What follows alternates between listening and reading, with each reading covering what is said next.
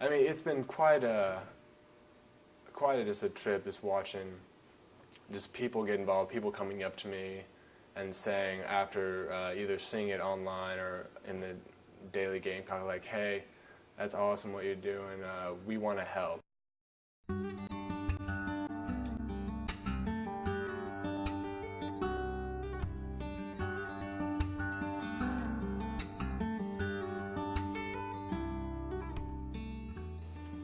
We adopt organizations that have a specific need, like a tangible need, such as vacuum cleaners for the women's shelter, and we just help raise the monetary funds to be able to purchase them and help them out through that way. Need by Need lets the people donating money know exactly where their money is going. I wanted to, with this organization, allow people to donate money knowing exactly what they're going to be donating to and then who they're helping, so in case in the future they want to go actually help these organizations, they'd be able to and actually say, hey, that's the vacuum cleaner that I helped raise money for, or hey, that's the new roof that I helped pay for, or hey, any one of those things. That's what my goal was, trying to get an involvement between the donor and the organization they're donating to. Oh wow, thank you. Thank you so much. That's exactly what we need. All of our houses are exactly what we need.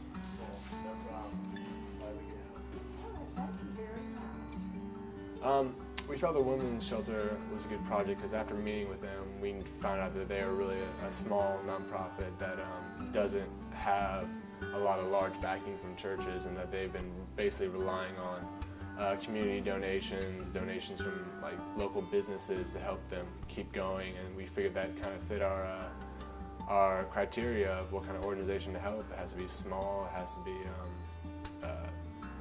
they don't have to have a lot of funding from a major church or any major source, and the women's shelter fit it, and we just wanted to help them out.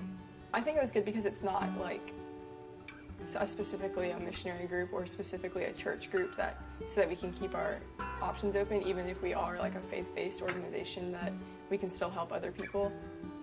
And because the women's shelter is doing a lot for Columbia and for the women in it, so to help them out would be a great thing.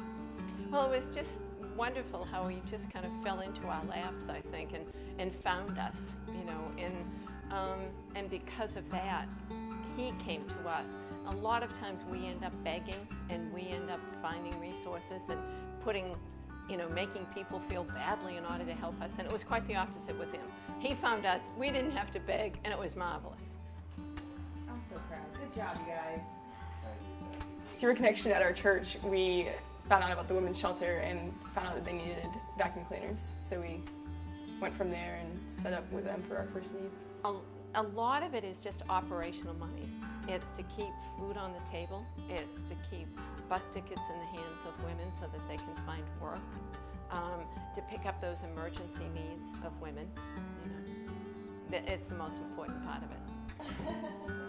Exciting. Try to make sure we collect enough money, just enough money, to cover the need, and then we basically use all that money to purchase a need.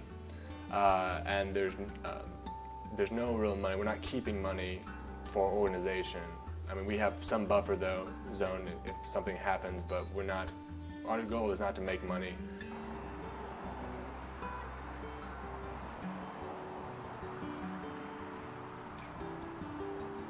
We relied heavily on word of mouth, and then just free sources like the internet to get our word out.